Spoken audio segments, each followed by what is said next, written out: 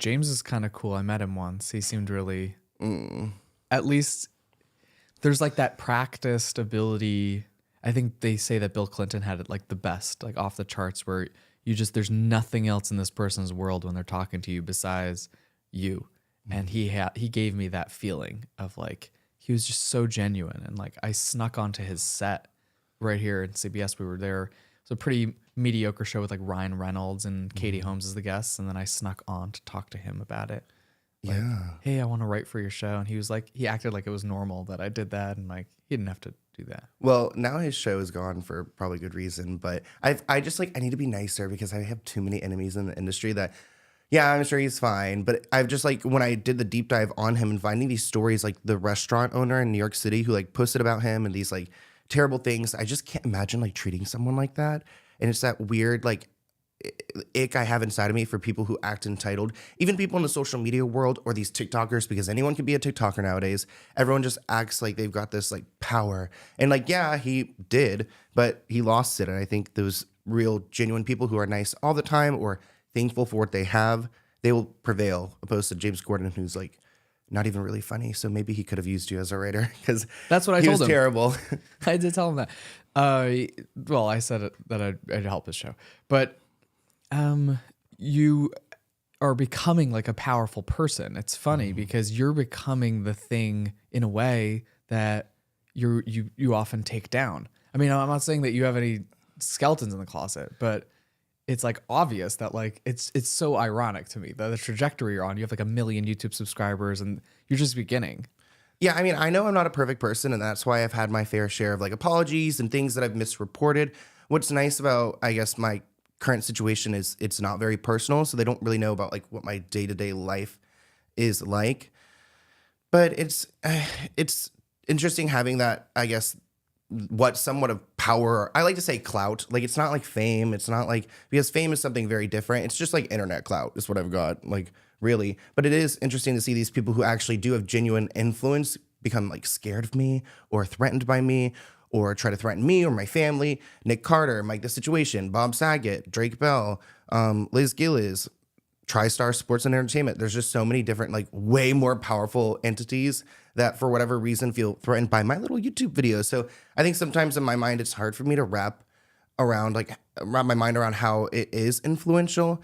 And maybe that's why I get the ick by people who do know that they are the shit, because I'm like, oh, I just don't feel that way. And I'm filming my videos alone in my room. And even if they get hundreds of thousands of views, it just doesn't feel, the only time it really feels like, I guess, that I have some type of power here is when people come up to me in public or just like randomly stopping me or yelling my name out of the car as they drive by, just like weird situations. Cause I'm like, oh, wow, like people are actually watching it, because it's still hard for me. I don't read comments. I look at the analytics, but I'm not like stuck on them.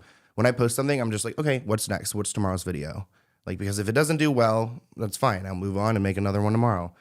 And if it does great, then I'll feel good that day and like have an awesome time. But yeah. Yeah, you work so hard. The prolificness, if that's a word, is insane. What is it, like a video a day now? Yeah, right now we've gotten to a video a day.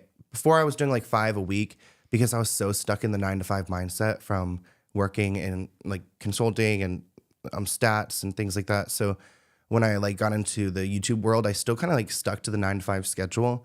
So it was a hard time for me to like work on Saturdays and Sundays.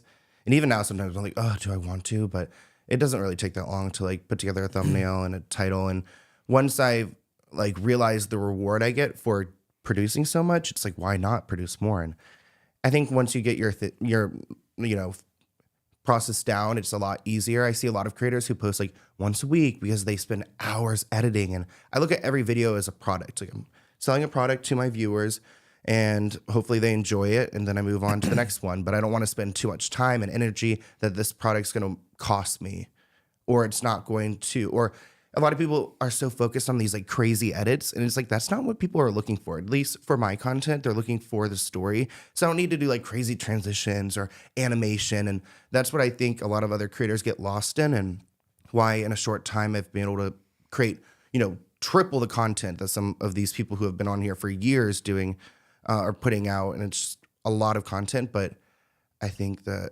I've found like the perfect part of what I'm doing with this YouTube creation, that I'm making the most of it, opposed to other people who feel too personally attached to their content and then spend or waste too much time on one piece to get really little to no reward. It's so smart. I need to hear that. I really needed to hear that today, especially like just emphasis on having frictionless production where you're just constantly pumping it out. Yeah, and it's just even looking at it as I think people feel so personally connected to their content, and I get it because a lot of people talk about their own lives or things like that. But when I speak to my agents and different agencies and partners, and I describe myself as essentially a product on YouTube or on the internet, then they love it. They eat it up because that's like what they want to hear, and that's what's going to. If you look at it like that, it's kind of like running a business opposed to like dealing with your own personal identity. I just see a lot of people who get lost in that and insecure. And it's just like, I feel so disconnected from my content that even when people come up to me in public, it's hard for me to like almost talk about it sometimes because like when I film video, I film it. I don't do the research before. I don't do the editing. So I film in that moment. I learn about it in that moment. I put it out and then I'm kind of like done after that. So I'll have people come up to me and be like, oh, this one video you did on, who was Demi Lovato's ex? Creepy guy, some creepy guy. A lot of people came up to me about that video and I was like, oh yeah, like I don't really remember anything I did in that. And I don't rewatch them. I've never rewatched a video. You're doing that in the moment? I was going to ask that because you have like a certain cadence with how you even talk. Like, is that a script that you're reading when you're...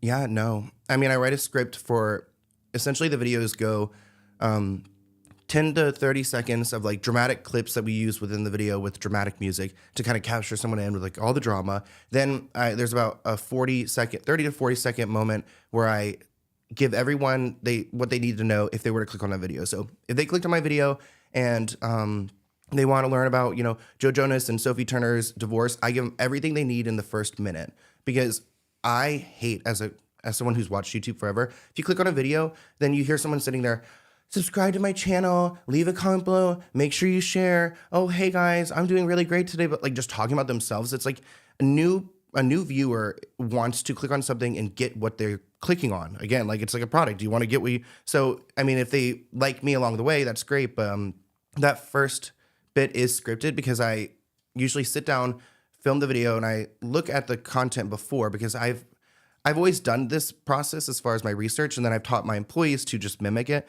So they do a bunch of research, then you put them in a story order that's going to look good.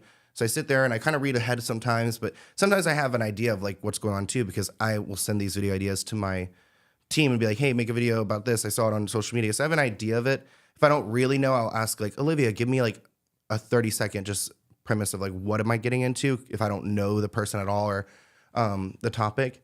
But that's all just like off the bat. I mean, again, like to the product reward, like if I sit there and write a script, I am not great at writing. I don't remember the last time I've written anything longer than an email.